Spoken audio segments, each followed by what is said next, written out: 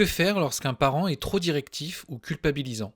Malheureusement, et ça dépend le cas particulier, mais quand il y a des personnes qui sont beaucoup trop intrusives, directives, qui veulent diriger les choses à votre place et qui veulent prendre les décisions et qui se mêlent de ce qui ne les regarde pas, voilà, et qui culpabilisent, en fait, tu es une mauvaise fille si tu fais ceci ou si tu fais pas ceci.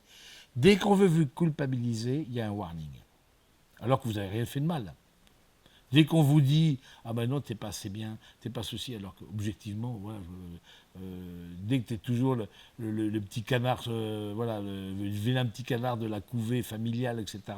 Et alors que bon, là, il y a une forme d'emprise. Donc je crois que c'est. Alors, déjà, il faut être attentif à ne pas reproduire cette emprise dans la relation amoureuse. En tout cas, quand on a été élevé, parce que c'est quelque chose qui vient toucher les culpabilités, donc c'est quelque chose qui vient de loin, qui vient de l'éducation, qui vient de l'enfance. Donc, forcément, il y a un travail à faire sur soi-même. Je pense que c'est important de se faire aider par un professionnel sur ces questions-là de loyauté, de culpabilité, et peut-être mettre une distance et d'expliquer pourquoi on met une distance. Cette manière d'agir ne me... Ah ben bien sûr, tu casses la famille, tu es celle qui se différencie des autres, alors que tous tes frères regardent, ils sont bien dans le modèle, ils sont bien dans... etc. etc. Bon, bon mais parfois il n'y a pas d'autre... c'est que de mettre une distance avec sa propre famille. Alors, ça peut aller, quand c'est le choix du conjoint, du coup forcément c'est beaucoup plus tendu. Du coup, on ne sera pas là à ton mariage, tu te débrouilleras. Ça peut aller très loin. Ça peut aller dans des clashs. Alors, c'est vrai que c'est compliqué quand il y a des clashs comme ça avec la famille de l'autre et sa propre famille. Euh, c'est compliqué de construire un couple sur les débris de sa famille, quoi. Donc, en tout cas, ça demande un vrai discernement parce que ça va se reproduire. Euh, à toutes les fêtes familiales, les baptêmes, les communions, que ce soit de mes enfants, de mes neveux et nièces, les Noëls. Comment je fais pour gérer ça dans le long terme, quand il y a des clashs comme ça avec des familles, et ça va jusqu'à l'absence de la famille au moment du mariage. Oui. Quels conseils lorsque chaque membre du couple subit des pressions familiales incompatibles? Moi, j'ai accompagné une fois, ça m'a beaucoup servi de leçon, un couple que tout différencie. Elle, Aristo, Cato, elle avait fait le scoutisme, elle avait une maison de famille, etc. etc. Lui, de tradition plutôt ouvrière, il était juste baptisé, c'est-à-dire qu'il n'avait jamais rien reçu dans la famille. Et je trouve que, d'abord, la première interrogation que je lui ai posée à elle, à lui plutôt, je lui ai dit, est-ce que tu es d'accord? Est-ce que demande l'Église pour le mariage? Je lui ai dit, moi je suis d'accord. Mais il me dit, je sais que je ne suis pas le genre idéal. Mais je trouve qu'il a été intelligent, parce qu'il a, c'est un garçon très intelligent, etc. Il est aussi rentré dans les codes de la belle famille. Bon, il y a des codes vestimentaires, bon, il y a des familles où on a eu des jaquettes, etc. Bon, c'est ce truc comme ça. Bon.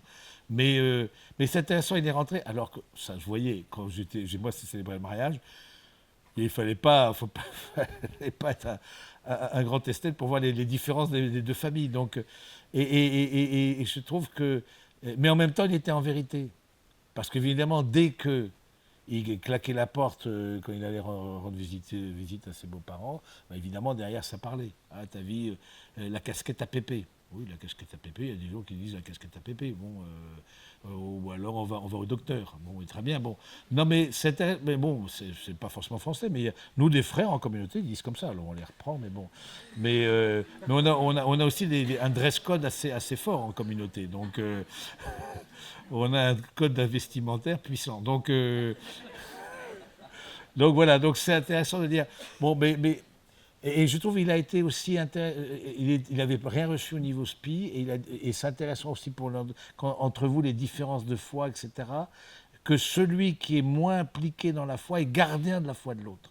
Du coup, sa famille, par exemple, n'allait même pas à la messe de Noël. C'était, il a été juste baptisé, point barre. Il y a eu la lumière dans l'église, les parents sont rentrés. C'est un truc comme ça, j'imagine, ça s'est passé comme ça. Mais lui, et du coup, il a fait tout un chemin, mais c'est plutôt lui qui a fait un chemin. Ce qui veut dire aussi peut-être trahir, c'est sortir de son ambiance familiale et peut-être il est plus allé vers le modèle de sa belle famille. Oui. Lorsque c'est compliqué, faut-il malgré tout inviter les familles aux cérémonies? On n'est jamais ex-fils, ex-fille, surtout quand les parents sont encore en vie. Donc voilà, oui. C'est vous qui... Ensuite, il faut regarder, c'est de l'accompagnement, vous verrez ça dans l'accompagnement. Mais donc du coup, il faut rentrer dans le détail du pourquoi, du comment. Mais n'oublions pas que dans la tradition catholique, les fiancés sont ministres du mariage. C'est-à-dire que et le prêtre ou le diacre est témoin et et reçoit les consentements. Mais dans la tradition catholique latine, c'est les fiancés qui s'administrent le mariage par l'échange des consentements. Donc voilà, maintenant vous prenez votre décision. S'ils veulent venir, ils veulent venir. Ils ne veulent pas venir, ils veulent pas. Parce que vous ne pouvez pas exclure votre famille en permanence. Voilà, il faut juste que. Ben voilà, et là, ça, tout le monde a. Alors c'est sûr, les deux familles dont je vous parle ne deviendront jamais les meilleurs amis du monde, ça c'est une évidence. On ne leur demande pas non plus. Mais bon, mais ça c'est fait, quoi. Donc maintenant, c'est à vous de discerner. Si vous dites non, ça va nous pourrir notre. Maintenant, voilà. C'est intéressant. Pourquoi de choisir un potentiel futur conjoint qui n'est pas dans le même mood familial que ma propre famille? Qu'est-ce que ça dit de votre. En tout cas, dans l'accompagnement, on va arrêter les questions, mais dans l'accompagnement, c'est bien de pouvoir en parler. Vous avez d'autres questions? Oui. Faut-il se positionner lorsque le conjoint est en conflit avec sa famille? Non, moi je conseille vraiment acheter la paix sociale, parce que si vous voulez vous faire des ennemis, c'est comme ça qu'il faut passer. Voilà, maintenant, voilà, il y a des conflits par enfant, voilà, le conjoint n'a pas à se positionner. Maintenant que ça impacte, forcément, ça impacte, parce que ça impacte la personne avec qui il a choisi de vivre, où elle a choisi de vivre, donc forcément ça l'impacte indirectement. Mais typiquement la question des séparations, par exemple, c'est pas le seul cas, mais les séparations, parfois on demande, comme je l'ai dit, soit c'est lui, soit c'est moi, tu choisis entre les deux. Mais vaut mieux vraiment rester en deçà. Vraiment, oui. Comment faire lorsque prendre des décisions pour nos parents s'impose? C'est bien que ce soit collégial dans ces cas-là. C'est-à-dire qu'avec les frères et sœurs, dans la mesure du possible, parce qu'évidemment c'est des choses très touchy, et à ce que j'ai dit, on ne prend pas le poids des décisions des parents. Ça reste vrai. Mais c'est pas, on ne prend pas des décisions. Alors oui, on peut parfois être amené à prendre, surtout quand il y a des parents qui sont en fragilité. Ou... Oui, non, mais de prendre poids de leurs décisions antérieures. Antérieurement. Par exemple, ils ont décidé de se séparer, c'est pas vous prendre le poids de la décision de la séparation. C'est ça que j'ai dit. Tu n'allégeras pas ton père et ta mère, tu ne prendras pas le poids des décisions qu'ils ont prises en amont.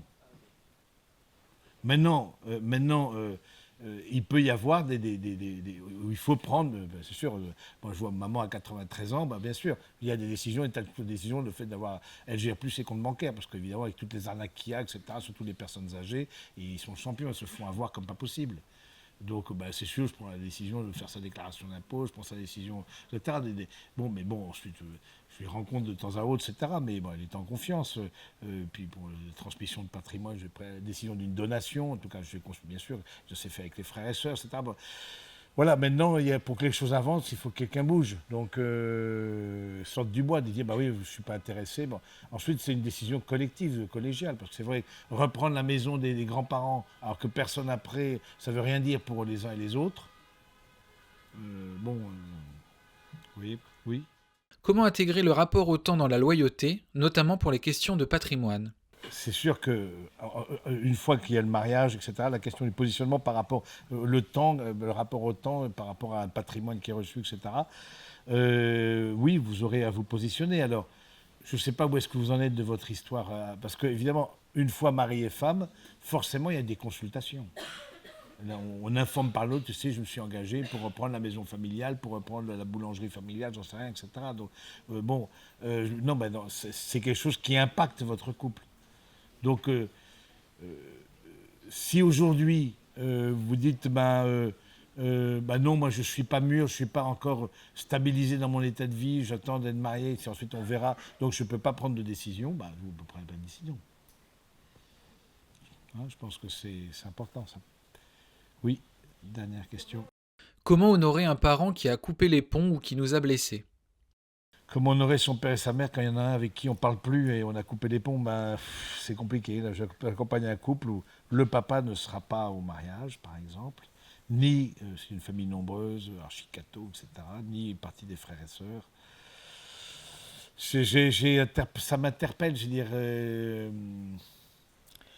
Voilà, parfois aussi, on a reçu des blessures de la part de son père. Je me rappelle d'un couple que j'ai accompagné où il y avait voilà, des violences physiques envers reçues. Là, par exemple, dans le cas dont je vous parle, le papa a menacé avec un fusil de chasse la maman, etc., devant les enfants. Bon, bref, c'était un peu tendu. Évidemment, la fille ensuite s'est fait engueuler, c'est de ta faute, etc. Donc, toute une série de culpabilités. C'est pas anodin. C'est pas anodin. On se coupe parce que ça va se reproduire. Il y a quelque chose de blessé dans la famille. Maintenant, comment dire, c'est un aveu aussi d'échec. C'est pas ce qu'on vise. C'est un aveu d'échec. Maintenant, voilà, on peut l'autre parce que par son comportement, parce qu'il a fait vivre à ma famille, parce que bon, ou me fait vivre à moi personnellement, j'estime qu'il n'a pas sa place dans le mariage et que voilà, c'est pas possible de pouvoir l'accueillir dans ces conditions-là. Bon, en tout cas, je pense que c'est bien que le conjoint ne se mêle pas, parce que dans le cas dont je vous parle, là, il dit mais est-ce que c'est mon rôle d'aller voir le papa, d'essayer de renouer? Je dis non, c'est pas d'aller voir, il y a des telles blessures. Il me dit non, mais je ne le ferai pas, parce que tant que ma fiancée, future femme, ne sera pas d'accord, je n'irai pas voir son père, ni les frères et sœurs. Il y a quand même 3 frères sur 7 qui ne viendront pas au mariage, donc qui ne seront pas invités. Donc voilà, c'est douloureux, ça revient à visiter nos culpabilités, ça fait revivre des souffrances, mais disons voilà, voilà, parce que si c'est pour avoir un scandale pendant le mariage ou que ce soit complètement faux et en fait on sait très bien qu'on ne se reverra plus et que bon, en tout cas, prenez le poids des conséquences de ça, quoi.